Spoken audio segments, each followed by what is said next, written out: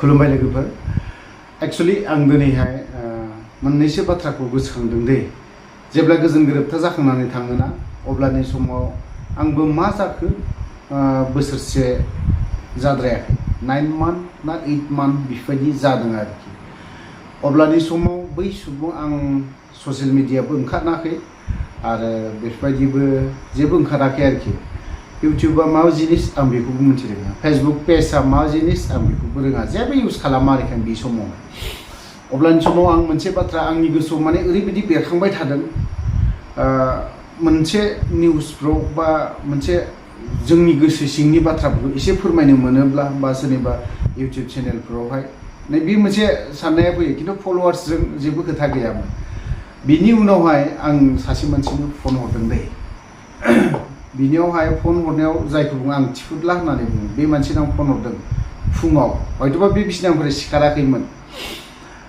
अब्लानि सिगाङाव आं बुंहरदोंमोन अब्लानि समाव गोबां बाथ्रा रायलायहरदों जे गोजोन गोरोबथानि नामावहाय उदां जानायनि बाथ्रा बा केसनि बाथ्राफोरखौनो लानानै आं गोबां रायलायहरनायाव बियो बुंबाय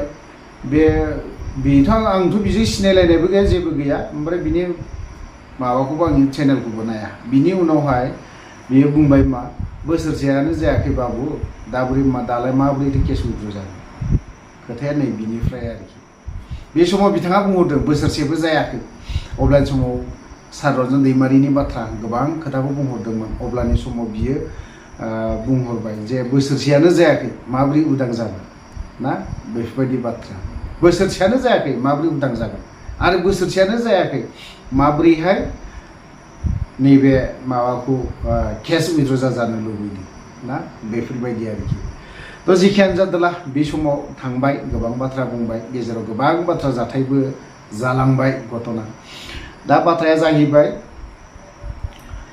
दिनै गसाइगाव साइडजों बा हजों साइडजों क'क्राझार डिस्ट्रिक्टआव BRB चेनेल जाय इउट्यूब चेनेल सालायोना बिगोमा बिथाङा BPFनि भिडिअ'ल' हगारबाय थायोमोन ओमफ्राय दा बिथांनि भिडिअ चेनेलाव हाबना नायबाय मोनसेबो भिडिअ'आनो गैला माने दान्दिसेनि उनावहाय ओंखारफिनबाय मोननैसो पेजआवहाय जायखिजाया पलिटिकेल हान्जानि पेजआवहाय ओंखारनायखौ नुबाय जे बेफोरबायदि बुनाय जादों सोरबा हान्जाया बुनाय जादों बेफोरबायदि थ' मा जाहोननि थाखाय बुदों बेखौ बुंनो रोङा आं अभार फनाव खोनानो मोन्दों बा बायदि रोखोम केलेंकारि जादों होननानै बे बेक्तिगत बाथ्रा बेखौ बुंनो थाङा बेफोर बेफोरो बेक्तिगत बाथ्रा थ' बाथ्राया नैबेसो जानानै फैदों दा चेनेलाव दिनै BPFनि भिडिअखौ हगारबाय थाबानो जे बिथांखौ जे माबा मोनसे खालामनांगौ बे देरसिन दुखुनांथावनासिन जादों बाथ्राया जाहैबाय मा आरोबाव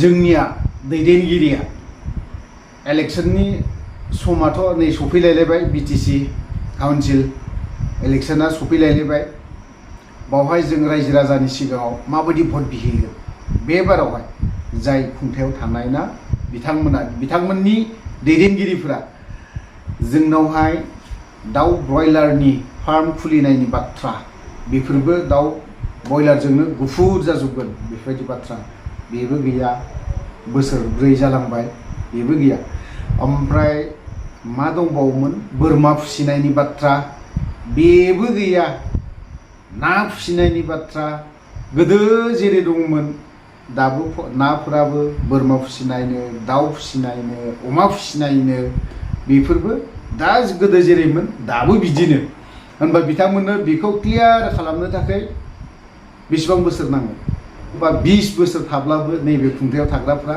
थैनोबो खामानि मावनो हानाय नङा आं बेखिनि बाथ्राखौ बुङो मानो जिहेतु बिथांमोना बोसोरब्रैयावहाय डेभेलपमेन्टनि बाथ्राखौ गोबां बुंदोंमोन बा NDFB जायफोर सोद्रोमाफोर केस नांनानै थानाय बेफोरनिबो बाथ्रा गोबां बुंदोंमोन सोरबाया बुंदों सार नाब्लानि बिसिया दिनै गुबुन कान्ट्रियाव दं सोर नुदों सोर मोनथिदों जोंथ' मोनथिया नैबे MCLA बिथां सानजाराङा बुंनाय हिसाबै मा हिसाबै बुंखो बिथाङा नोंथाङा सानजाराङा आं बारस'बाय दे बाथ्राखौ सानजाराङा बिथाङा गावनो MCLA बिबान मोनगोन ना मोना मोनबाबो 6 माससोल'नि जानानै मा लाब दं मा फायदा दं दाथ' जायफोरा NDFBनि MCLAफोर दं UPPL आव खोनानो मोन्दों रिसाफल जाफिनगोन आरो रिजाफिनगोन होननानै खोनानो मोन्दों। फेरेंगानाबो नैबे फरेस्ट डिपार्टमेन्ट बेबो थागोन ना थाया जोंहा बेबो मोनसे दाउट। जुदि रिसाफल जाफिनोबा खालामफिनोबा आरोबाव ना अब्लाना थागोन ना थाया बिनिबो सन्देह जोंहा। फेरेंगानि सायाव होगोन ना होआ बे बिबानखौ बेफोरबायदि। नैबे सानजाराङानो होन सावरायग्रायानो होन बिथांमोना बे भिडिअखौ नायदोंब्ला दुखु मोननानै गाज्रि मोननानै जेबो लाब गैथ्रा सिदा सिदि बाथ्रा नोंथांमोना मोनगोनखौ आसा दाखालाम। ओरैनो नैबे जाय CM बिथाङा नोंथांमोननि सायाव ओरैनो फुस्लायनानै दोनदों आरो नोंसोरनि जायगायाव 2025आव सावरायग्रानि जायगायावनो होन बा नैबे सानजारांनि जायगायावनो होन सोरबायदिया केन्डिडेट ओंखारगोन नोंथांमोननो टिकेट होगोन ना होआ बेनोबो बिराद दाउट दङ आंहा। नैबे खुंथायाव थानाय सरकारा बा CEM आ बेफोरबायदि आरोखि नोंथांमोन सानैनि सायाव आंहा बिराद दाउट दं होगोन ना होआ नोंसोरनो टिकेट। नोंसोरनि जायगायाव सोरखौबा होगोन बायदिखौ मोन्दों। गुबुन दल संगठननि दैदेनगिरिफोरखौ होनो हागौ, दुखु मोननो हागौ बा गाज्रिबो मोननो हागौ। मेन बाथ्राया जाहैबाय बोसोरब्रै थांनायावहाय बोसोरब्रै खुंथायाव थाबाय। नैबे खुंथायाव थाग्राफ्रा EMआनो होन GMआनो होन डिपुटि चिफआनो होन थार्ड डिपुटि चिफआनो होन फोर्थ डिपुटि चिफआनो होन फार्स्ट डिपुटि चिफआनो होन नङा होमबा। दा बिथांमोना बुंदोंमोन NDFBनि बाथ्रा। मेनलि दा 2025आव NDFBनिल' खोथा ओंखारगोन एबार पलिटिशियानफोरनि बाथ्रायाव खुगायाव नैबे रासिन ओंखारगोन। नैबे जोंनिया बिथां CM प्रमद बर' बिथांनियावनो रासिन गगोन। बिथाङा थांनाय बोसोरावथ' बुंदोंमोन वान जब वान माबा भट बेफोरबायदि बाथ्रा बुंलायदोंमोन। बहाथो बेबोथ' गैया जिर'। नोंथांमोना डेभेलपमेन्टनि बाथ्रा बुंदोंमोन। डेभेलपमेन्टआ बबे बिथिङाव जादों? नोंथांमोना फिसा फिसौ होआखै नङा होदों। सोरबा गथ' फरायसा स्टुडेन्टफोरनि एडमिसनखौ खालामनानै होदों। मिशन 50 लाबोदों। ओमफ्राय अरुणोदय होदों।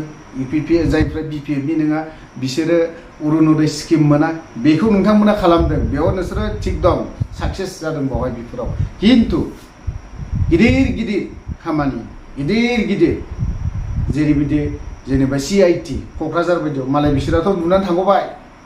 17 बोसोर होनोना बिसोर मालाय 17 बोसोर सालायनानै थांखाबाय। 17 बोसोराव आरामनो CITनो माबा माबि बड'लेण्ड गेस्ट हाउसजों मा बायदि रोखोम लुलाबायनानै होनाबो थांबाय मालाय बिसोरा। खिन्थु नोंसोर मा लुखो दे बेफोरबायदि गिदिर कलेज ना नोंसोर केन्सार हस्पिटालखौ नोंसोरनि आखाइजों फाउन्डेसन खालामनाय नोंगोन ना मागोन ना बै बे आइपुवालि ब्रिज बानायनायखौ नोंसोरखौ होनगोन ना बेखौ होनगोन? नोंसोर सरकार सालायनायाव कमप्लिट जादों येस मानिदों। खिन्थु बिनि अनगायैबोथ' आरो गुबुन गोबांनो दङमोन। जेरैबायदि बरमा बायदियावहाय उपेन्द्रनाथ ब्रह्मनि नामावहाय कलेज मोनसे दंमोन। बेनि माला लुगोन बेखौ 4 बोसोराव नोंसोरो मा लुनो हाबावगोन? दाथ' फैयै आरोबाव NDFBनि प्रब्लेम मा मार्टियास फेमिलिफोरनि थाखाय बा जाय NDFBनि मार्टियास टम लुनायनि बाथ्रा आं दिनै खनसे रायखांफिननानै होदों। मार्टियास टमखौ लुनायनि थाखाय मोनसेबो दिनैहाय जेबो मावाखै। बिथां नैबे जोंनि MCLAफोरा मा खालामदों बेफोरखौ बुंखांना होनो। जोंनि नैबे EMफोरा मा खालामदों बेफोरनि जेबो दायथ' गैला बा बेफोरखौ रायखांनांगौ बा गायसनहैनांगौ बा जागायजेननांगौ बेफोरनि खुनु माबायानो गैया। केसनि बाथ्राखौथ' दा बुं। बे मासाव दंबावो जोंनिया दंबावो बे मासाव 24 तारिखआव दङ। बे मासावहाय गाहैबावनांगौ कर्ट गाहैनांगौ जोंफोरनिया। जोंफोर ओरैनो बा जोंफोरो पलिटिक्सआव सोरजों बा हान्जाजों थांनाय लगे लगेनो जोंनि केसा जे बायनाङा बे खोथा नङाथ'। बे खोथा जानो हाया माब्लाबाबो। जों सोरजोंबा जों AIUDFखौबो जों सापर्ट खालामनो हागौ। जों सोरखौबा कंग्रेसखौबो खालामनो हागौ। जों सोरबा गुबुन पार्टिखौबो खालामनो हागौ। दिनै जे UPPLखौ खालामाबानो जे नोंनि केस जोबा UPPLखौ खालामाबानो जे नोंनि NDFBनि मोननांगौखौ मोना बे जानो हायाथ'। बे जानो हाया। बे खोथा नङा बे जानो हाया मालाबाबो।